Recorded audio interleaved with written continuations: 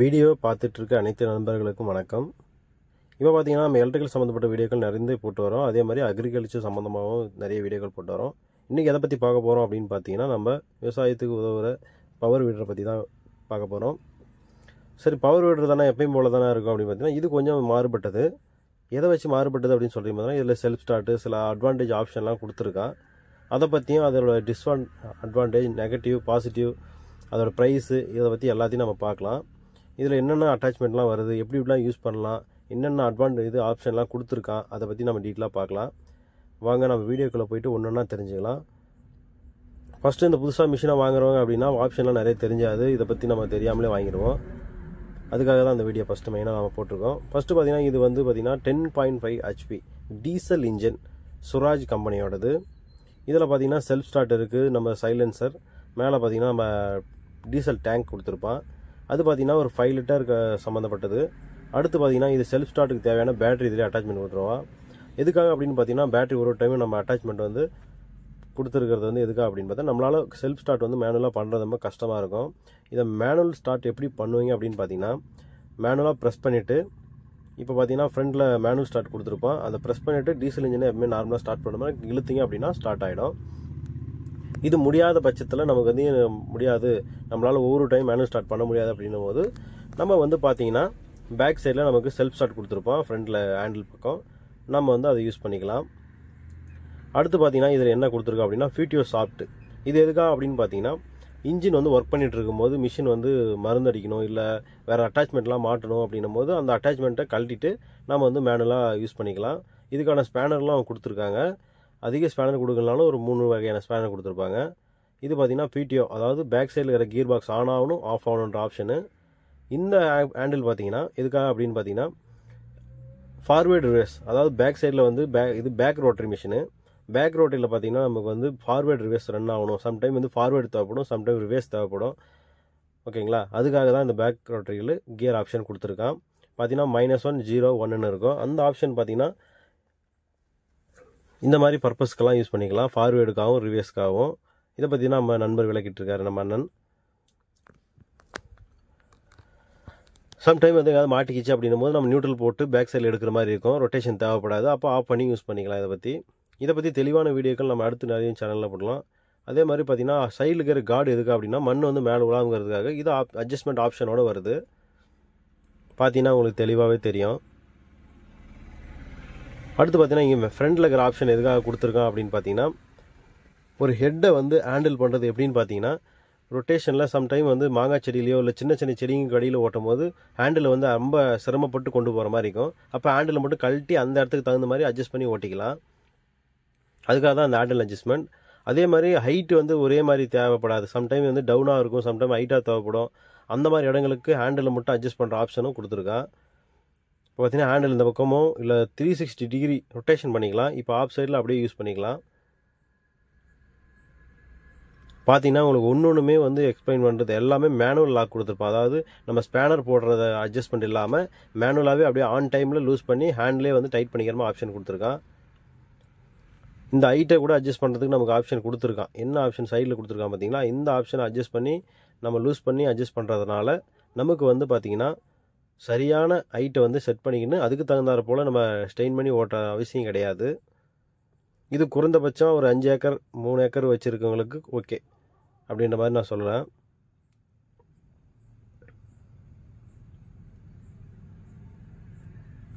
இந்த ஆப்ஷனை வந்து யூஸ் பண்ணிவிட்டு டைட் பண்ணிட்டீங்க அப்படின்னா ஹேண்டில் வந்து முன்ன பின்னே அசையாது.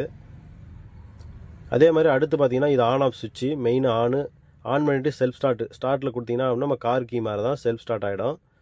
இது பார்த்தீங்கன்னா இக்னிஷன், அதாவது ரேஸ் கொடுக்குறது, ஆர்பிஎம் இன்க்ரீஸ் பண்ணுறதுக்காக. சம்டைம் வந்து லோடு அதிகமாக தேவைப்படுமோ ஆர்பிஎம் இன்க்ரீஸ் பண்ணி நம்ம லோடுக்கு தகுந்த மாதிரி ஓட்டிக்கலாம். அடுத்து பார்த்தீங்கன்னா இது ஃப்ரண்ட் பேக் கியர். ஃப்ரண்ட்டில் வந்து வண்டி வந்து மூவ் ஆகிறதுக்காக இந்த கீரை வந்து நமக்கு யூஸ் பண்ணுவோம். இதில் வந்து 2 வகை ஸ்பீடு இருக்குது, 1, 0, 2 அங்கே பார்த்தீங்களா? இந்த ஸ்பீடில் வந்து ஓட்டும்போது வண்டி வந்து நமக்கு மூவிங். சம்டைம் வந்து பொறுமையாக களை எடுக்கணும், பொறுமையாக வந்து மிஷின் மூவ் ஆகணும் அப்படிங்கும்போது 1ல் வச்சு ஓட்டலாம். இல்லை ஸ்பீடாக போகணும் அப்படின்னு பார்த்தீங்கன்னா 2ல் வச்சு ஓட்டலாம். அதே மாதிரி பார்த்தீங்கன்னா இது கிளச்சு. இந்த கிளச்சுக்கு வந்து சேஃப்டி பர்பஸ்க்காக அந்த லாக் கொடுத்துருக்கான். அந்த மேலே கலர் எல்லோ கலரில் இருக்குது பார்த்தீங்களா? இந்த லாக்கு இந்த லாக் வந்து சேஃப்டி பர்பஸ்க்காக கொடுத்துருக்கான். சம்டைம் தெரியாமல் கைப்பட்டாலும் நமக்கு வந்து ரன் ஆகக்கூடாதுன்றதுக்காக கொடுத்துருக்கான். அந்த லாக்கை ப்ரெஸ் பண்ணிட்டு நம்ம வண்டியை அமுத்தும் போது மிஷின் வந்து மூவ் ஆக ஆரம்பிச்சிடும். ப்ராப்ளம் ஆயிடுச்சு அப்படின்னும் போது டக்குன்னு கை எடுத்தீங்க அப்படின்னா ரிலீஸ் ஆகிட்டு மிஷின் அங்கேயே நிற்கும். கீழே ஒரு லிவர் இருக்குது பார்த்தீங்களா, அந்த லிவர் இதுக்காக கொடுத்துருக்கா அப்படின்னு பார்த்தீங்கன்னா வண்டி வந்து ரொட்டேஷனுக்காக, லெஃப்ட் ரொட்டேஷன் ரைட் ரொட்டேஷனுக்காக கொடுத்துருக்கான். கீரை போட்டு நம்ம வண்டி கிளச்சை மூவ் பண்ணும்போது என்ன ஆகும் அப்படின்னு பார்த்தீங்கன்னா வண்டி வந்து லெஃப்ட்லேயும் ரைட்லேயும் மூவ் ஆகும். இப்போ ரிவர்ஸ் போகணும் அப்படின்னு பார்த்தீங்கன்னா பேக் சைடில் இன்னொரு லாக் கொடுத்துருப்போம் பார்த்தீங்களா, அந்த லாக்கை ரிலீஸ் பண்ணிட்டு ப்ரெஸ் பண்ணும்போது நமக்கு பேக் சைடில் ரொட்டேஷன் போகும். இதன் மூலமாக வண்டியை பேக்கில் எடுத்துக்கலாம் ஈஸியாக. நமக்கு நம்ம கையில் எந்த ஒரு டென்ஷனும் இல்லாமல் வண்டி திருப்பலாம், மூவ் பண்ணலாம். ஃப்ரண்ட்டு பேக்கு லெஃப்ட்டு ரைட்டு எல்லா இடத்துலையும் நம்ம டூ வீலர் மாதிரி நம்ம ஓட்டி பழகிக்கலாம். இது வீட்டில் இருக்கிற லேடிஸும் யூஸ் பண்ணிக்கலாம். ஃப்ரண்ட்டில் ஒரு லைட் கொடுத்துருக்கான். டூல்ஸ் வைக்கிறதுக்கான சின்ன பார்ட்டிஷன் கொடுத்துருக்கான். பட் நல்லா கொடுத்துருக்கலாம் பெருசாக. நான் இது கடைசியில் வந்து இதோட நெகட்டிவ் என்னென்ன கொடுத்துருக்கான்னு நான் சொல்கிறேன் உங்களுக்கு. அதில் எக்ஸ்ட்ரா அட்டாச்மெண்ட்லாம் கொடுத்துருவான் பார்த்தீங்களா, சைடில் கார்டு. அப்புறம் இது வந்து பார்த்திங்கன்னா நமக்கு தேவையான களை எடுக்கிறதும் இல்லை, இது வந்து காவா போடுறதுன்னு சொல்லுவாங்க பார்த்தீங்களா, அதுக்காக யூஸ் பண்ணலாம். பார் போடுறது அப்படின்னு சொல்லுவாங்க. இதெல்லாம் எக்ஸ்ட்ரா கொடுத்துருக்க டூல்ஸுங்க. நம்ம எல்லாமே இதில் செக் பண்ணிவிட்டு யூஸ் பண்ணதுக்கப்புறம் தான் ரிவ்யூவே போட்டோம். இப்போ பார்த்தீங்கன்னா இதில் ஒன்றுமே வந்து எக்ஸ்ட்ரா வந்து அட்ஜஸ்ட்மெண்ட் கொடுத்துருக்கான். இந்த அட்ஜஸ்ட்மெண்ட் எதுக்காக அப்படின்னு பார்த்தீங்கன்னா வீல் அட்ஜஸ்ட்மெண்ட். நம்ம கீழே பார்த்தீங்கன்னா பேக் ரோட்டர் யூஸ் பண்ணும்போது கீழே வந்து மண்ணை வந்து பறிக்கிற அளவுக்கு டெப்த்தை செட் பண்ணணும். அது எதில் செட் பண்ணுவீங்க அப்படின்னு பார்த்தீங்கன்னா இந்த வீல் அட்ஜஸ்ட்மெண்ட்டில் தான் செட் பண்ணுவோம். இந்த வீல் அட்ஜஸ்ட்மெண்ட் பார்த்தீங்கன்னா எவ்வளோ டெப்த்தாக வைக்கிறோமோ அவ்வளோ டெப்த்துக்கு நமக்கு வந்து நல்ல மண்ணை வந்து பறித்து எடுக்கும். அப்படின்னும் போது மண் வந்து பல்வரைசேஷன் நடக்கும். அதாவது மேலே இருக்கிற மண் கீழே இருக்கிற மண் மேலேயும் போகும்போது நமக்கு வந்து மண்ணோட தன்மை வந்து நல்லா அதில் சத்துக்கள்லாம் இன்னும் கொஞ்சம் ஏறும். இந்த அட்ஜஸ்ட்மெண்ட் வந்து அப் டவுன் அட்ஜஸ்ட்மெண்ட் தான். சின்ன மைனூட்டாக அட்ஜஸ்ட் பண்ணணும்னா இது கழட்ட தேவையில்லை. இந்த மாதிரி சின்ன சின்ன அட்ஜஸ்ட்மெண்ட்லாம் இதிலே பார்த்து உங்களுக்கு தெரிஞ்சுக்கலாம். அடுத்து பார்த்தீங்கன்னா ஃப்ரண்ட்டில் ஒரு ஸ்டாண்டு கொடுத்துருக்கான். இந்த ஸ்டாண்டு பார்த்தீங்கன்னா நல்ல ஒரு வண்டி ஏதாவது இடத்துல ஸ்டாண்டாக நிப்பாட்டணும் அப்படின்னும் போது நம்ம ஸ்டாண்ட் போட்டு நிப்பாட்டிங்க அப்படின்னா பசங்களோ இல்லை விளையாடும் போது எந்த ஒரு டென்ஷன் இல்லாமல் நிற்கலாம். ஏன்னா எந்த ஒரு வெயிட்டாக இருந்தாலும் முன்னாடி வந்து லோடாகி நிற்காது. இது பார்த்தீங்கன்னா அடுத்து என்னென்ன பார்க்க போகிறோன்னு பார்த்தா இன்ஜின் ஆயில் எங்கெங்கே லோட் பண்ணுறது, எவ்வளோ லோட் பண்ணுறது, அதுக்கான நாபு. இன்ஜின் ஆயில் 30 ஹவர்ஸ்க்கு ஒன்ஸ் மாற்றணும் இதில். அதே மாதிரி பார்த்தீங்கன்னா இன்ஜின் ஆயில் ஃபுல்லாக ட்ரை பண்ணணும் அப்படின்னா அந்த 2 போல்ட்டை காட்டிட்டு நம்ம ஃபுல்லாக ட்ரை பண்ணிக்கலாம். எவ்வளோ ஃபில் பண்ணணும்னு அவனே மென்ஷன் பண்ணியிருக்கான். அடுத்து பார்த்தீங்கன்னா டீசல் டேங்க் பார்த்தீங்கன்னா 4 லிட்டருக்கு தேவையான டீசல் பிடிச்சிற அளவுக்கு ஃப்ரீயாக கொடுத்துருப்பான். அது ஆன் ஆஃப் நாபு. நம்ம எப்பயும் பெட்ரோல் வண்டியில் யூஸ் பண்ணுற மாதிரி தான் அதே ஆன் ஆஃப் நாபு தான் கொடுத்துருக்கான். அடுத்து கியர் பாக்ஸோட ஆயில் பார்க்க போகிறோம். இதில் பார்த்தீங்கன்னா 2 வகை கியர் பாக்ஸ் இருக்குது. ஒன்று மெயின் கியர் பாக்ஸ், இன்னொன்று வந்து பார்த்தீங்கன்னா பிடிஓ சாஃப்ட்வேர் இணைக்கிற கியர் பாக்ஸ். இது பார்த்தீங்கன்னா மெயின் கியர் பாக்ஸ். இதில் வந்து ஆயில் ஃபில் பண்ணுற நாபு ரெட் கலர் கொடுத்துருப்பான். அடியில் வந்து அது ஆயில் வந்து ரிலீஸ் பண்ண நாபு கொடுத்துருக்கான். இந்த 2 நாபையும் நம்ம யூஸ் பண்ணி நம்ம ஆயில் ஃபில் பண்ணது ட்ரா பண்ணிக்கிறதும் பண்ணிக்கலாம். அடுத்து பார்த்தீங்கன்னா பிடிஓ சாஃப்ட்வேர் இணைஞ்சிருக்க பேக் ரோட்டரி கியர் பாக்ஸ். இந்த கியர் பாக்ஸுக்கு பார்த்தீங்கன்னா மேலே ஆயில் ஊற்றுறது, அதாவது red colour knob black colour knob கொடுத்துருவோம் பார்த்தீங்களா, அந்த நாபும் கீழே இருக்கிற வந்து நெட்டு மூலமாக நம்ம கழட்டிட்டு இதை ஆயில் ரிலீஸ் பண்ணிக்கிறதும் யூஸ் பண்ணிக்கலாம். அடுத்து பார்த்திங்கன்னா இந்த கார்டு வந்து எப்படி இணைச்சிருக்கான்னு பார்த்தீங்கன்னா தனியாக இருக்கும். இது வந்து இதுக்கு மொத்தம் கிட்டத்தட்ட 3 வகை ஆயில் யூஸ் பண்ணணும். 2 கியர் பாக்ஸால் ஒரு இன்ஜின் ஆயில். இப்போ ஸ்டார்ட் பண்ணி ரன் பண்ணி பார்த்துடலாம். ஸ்டார்ட் பண்ணும்போது லைட்டாக ஆர்பிஎம் இன்க்ரீஸ் பண்ணிக்கோங்க. இன்க்ரீஸ் பண்ணிவிட்டு இப்போ செல்ஃப் ஸ்டார்ட் அடிக்கிறீங்க. கீயை போட்டு ஆன் பண்ணி செல்ஃப் ஸ்டார்ட் லைட்டாக ரன் ஆனோன்னு விட்டுடலாம்.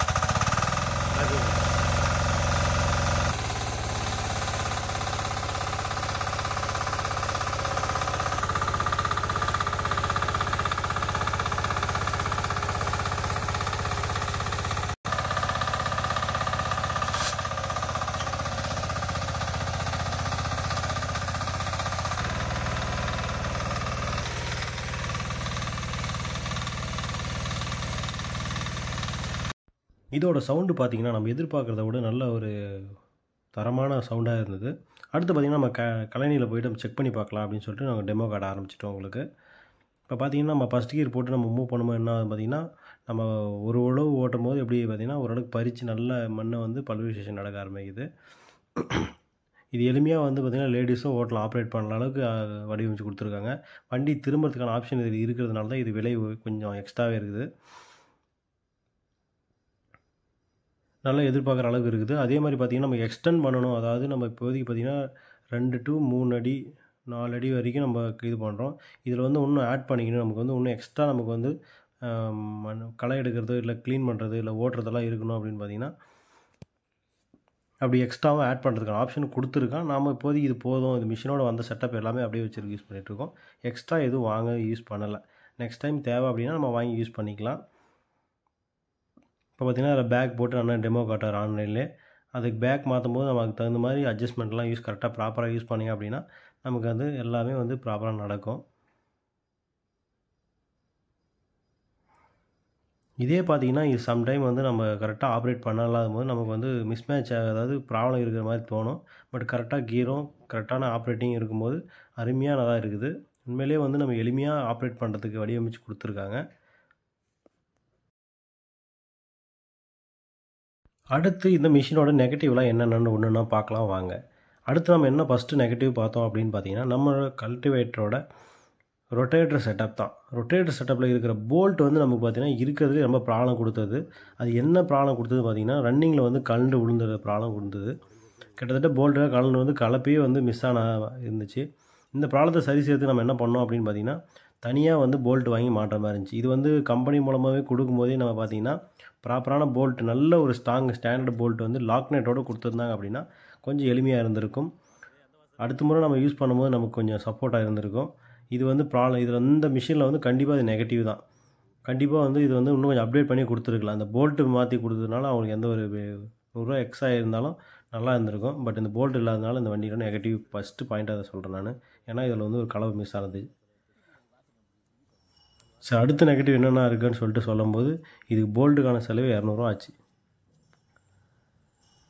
அதில் கொடுத்துருந்த போல்ட்டு பார்த்தீங்கன்னா எம்எஸ் போல்ட்டு கொடுத்துருந்தோம். நாம் வந்து ஹார்டன் போல்ட்டு லாக் டைப் இருக்கிற போல்ட்டு வாங்கி மாட்டியிருந்தோம். எதுக்காக அப்படின்னா ரன்னிங்கில் வந்து ஒரு கல் அடிக்குது அப்படின்னும் போது நமக்கு லூஸ் ஆச்சு அப்படின்னாலும் அதாவது அந்த கலப்பை வந்து கலண்டு விழாத அளவுக்கு நமக்கு ரெடி பண்ணி கொடுத்தான். அடுத்த என்ன பிரேக்கேஜ் பார்த்திங்கன்னா பிரேக் வந்து மெட்டலில் கொடுத்துட்டான். கிளச்சு வந்து நம்ம ரிலீஸ் பண்ணி தான் வண்டியை வந்து திரும்புறது லெஃப்ட்டில் ரைட்டில் திரும்புறது வந்து கிளச்சு வந்து நம்ம திரும்புறதுக்காக யூஸ் பண்ணுறது. பிவிசி கொடுத்துருக்கக்கூடாது. அது வந்து மெட்டலில் கொடுத்துருந்தா அப்படின்னா கொஞ்சம் நல்லா இருந்திருக்கும். பட் அது வந்து கொஞ்சம் நெகட்டிவ் தான். ஏன் அப்படின்னா சம்டைம் நம்ம எல்லாமே மரத்துக்கு கிளையில் ஓட்டும் போது கண்டிப்பாக மாட்டுது. பேக் சைடில் எடுக்கும்போது ஃப்ரண்டில் எடுக்கும்போது உரசுற மாதிரி இருக்குது. அந்த ஆப்ஷனை கொஞ்சம் மாற்றி அமைச்சு கொடுத்துருக்கலாம். அடுத்ததாக பார்த்தீங்கன்னா இந்த வண்டியில் என்ன அட்வான்டேஜ் இருக்குது அப்படி கொடுத்துருக்காங்க அப்படின்னு பார்த்தீங்கன்னா ஹை ஸ்பீட் கொடுத்துருக்கான். அதாவது ரோட்டில் நம்ம போகும்போது தேவைப்படுது அப்படின்னா அதுக்கு தகுந்தாற் போல் மாற்றிக்கிட்டு நம்ம போகிறதுக்காக அந்த ஹை ஸ்பீட் கொடுத்துருக்கான். இந்த ஹை ஸ்பீடை எப்படி மாற்றணும் அப்படின்னு பார்த்தீங்கன்னா சைடில் ஒரு லோ ஹை கீர் கொடுத்துருக்கான். அந்த கீரை ஹை கீர் கொடுத்துட்டு நம்ம வந்து மேலே வந்து கீரை ஃபஸ்ட் கீரில் செகண்ட் கீர்லேயே வச்சு ஓட்டினீங்க அப்படின்னா நமக்கு இந்த ரோட்டில் போகிறதுக்கோ இல்லை சேடை ஓட்டுறதுக்கு நமக்கு ஸ்பீட் தேவைப்படுது அப்படின்னும் போது அந்த இடத்துல கீரை மாற்றி ஓட்டிக்கலாம். ஹை ஸ்பீடு போகணும், பார்த்து ஓட்டணும். ரொம்ப அதிவேகமாக போகிறதுனால நம்மளால் கண்ட்ரோல் பண்ண முடியாது. இப்போ வண்டி வேகமாக இழுக்க ஆரம்பிச்சிடப்ப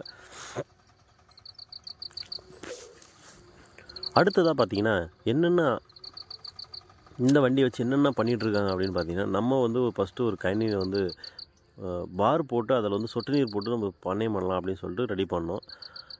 மிஷின் மூலமாகவே நம்ம எந்த ஒரு மேன் பவரும் இல்லாமல் கண்டிப்பாக ரொம்ப ஒர்த்தான விஷயங்க இந்த விஷயத்தில். நான் ஒரு கைனியை வந்து நம்ம பசுமையாக இருக்க கைனியை வந்து நம்ம ரொட்டேட்டர் மூலமாக வச்சு நல்லா புழுதி உழவு 2 உழவு ஓட்டிட்டு அதில் பார் போடுற அட்டாச்மெண்ட்டை போட்டு பார் போட்டது தாங்க இந்த இது இடம். நான் இதை வீடியோ எடுக்க முடியல என்னால். அதனால் நான் நெக்ஸ்ட் டைம் வீடியோவில் பார் போடுற வீடியோ வந்து போடுறேன் உங்களுக்காக. பார் போட்டு அதில் சொட்டு நீர் போட்டு இது எல்லாமே மிஷினில் தான் போட்டது அப்படின்னா நீங்கள் நம்புவீங்களா? உண்மையிலே வந்து மிஷினில் கரெக்டாக ப்ராப்பராக அட்டாச் பண்ணி அப்படின்னா காவா வந்து போடுறது வந்து அருமையாக இருக்குது. பார்த்திங்கன்னா தெரியும். ஓரளவுக்கு ஒரு மனித ஆற்றல் வச்சு செஞ்சால் 1 நாள் இல்லை 2 நாள் ஆகும்.